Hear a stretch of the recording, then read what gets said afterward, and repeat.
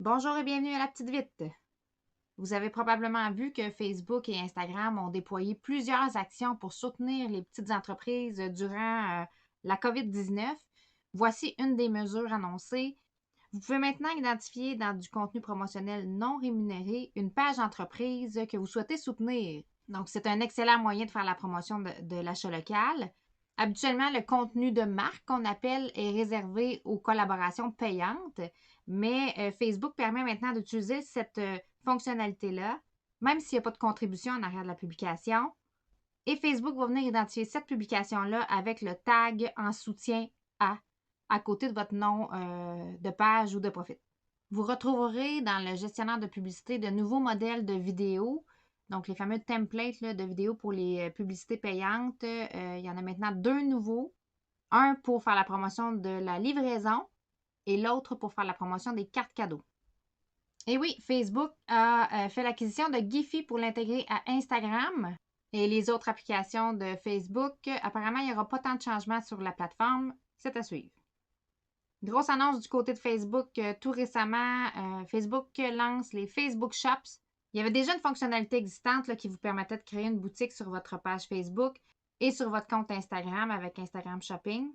Facebook a annoncé qu'il allait vraiment pousser plus loin cette fonctionnalité-là pour permettre, entre autres, des paiements sur la plateforme.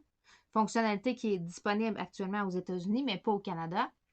Donc, la possibilité d'ajouter au panier, la possibilité de payer directement sur Facebook et votre expérience d'achat va être déployée sur toutes les applications de Facebook. Donc, Facebook, Instagram, Messenger et WhatsApp. Vous allez pouvoir avoir accès à vos ajouts au panier, par exemple, peu importe l'application que vous utilisez, et procéder à un achat par la suite, peu importe l'application que vous utilisez.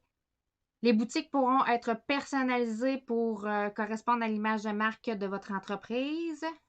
Et il y aura aussi une personnalisation au niveau de l'expérience de magasinage. Donc, par exemple, si vous êtes un magasin de vêtements et que je suis un homme qui me rend sur votre boutique en ligne sur Facebook, je vais voir en premier des vêtements d'hommes.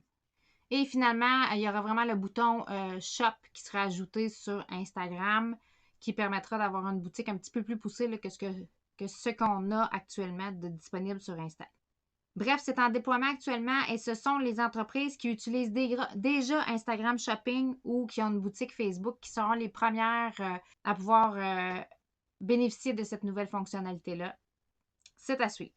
Une autre nouveauté du côté de Facebook, cette fois-ci pour Messenger, vous pourrez avoir accès éventuellement à vos pages entreprises.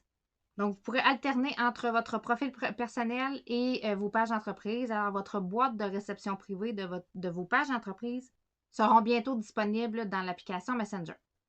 Instagram également a déployé beaucoup d'outils pour soutenir les petites entreprises durant la COVID-19, dont le sticker Achetons local que vous pouvez voir dans les stories. Lorsque vous utilisez l'autocollant, ça vous permet d'identifier une entreprise dans votre stories. Elle est notifiée. Et votre story se retrouve dans une story partagée sur Instagram.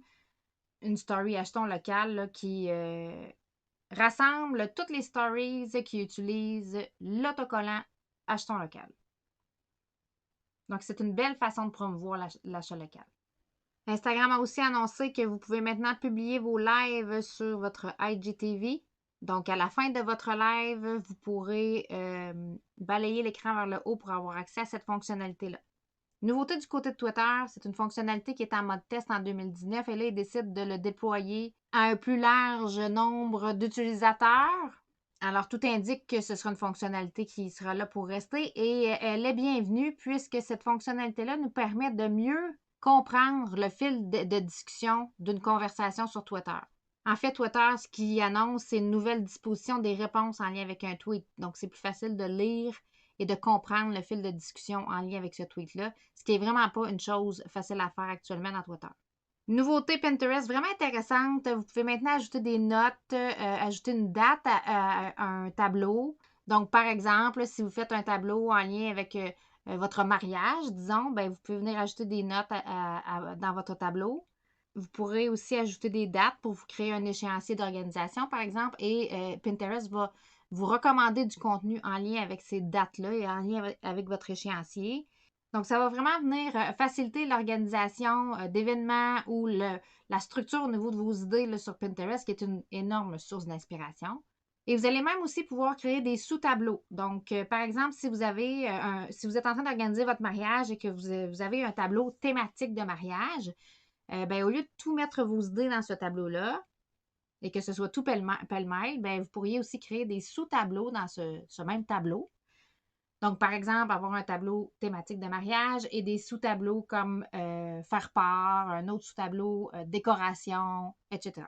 Nouveauté du côté de LinkedIn dans son Campaign Manager. Quelques nouveautés. Vous irez faire un tour là si vous faites de la publicité sur LinkedIn. Premièrement, un nouveau format publicitaire qui permet de créer des publicités qui seront diffusées à votre audience cible via la messagerie LinkedIn. Donc, c'est ce qu'on appelle les conversations, les publicités conversations. Et au niveau du ciblage, il y a quelques nouveautés qui ont été ajoutées. Désormais, vous pouvez cibler des entreprises selon leur catégorie.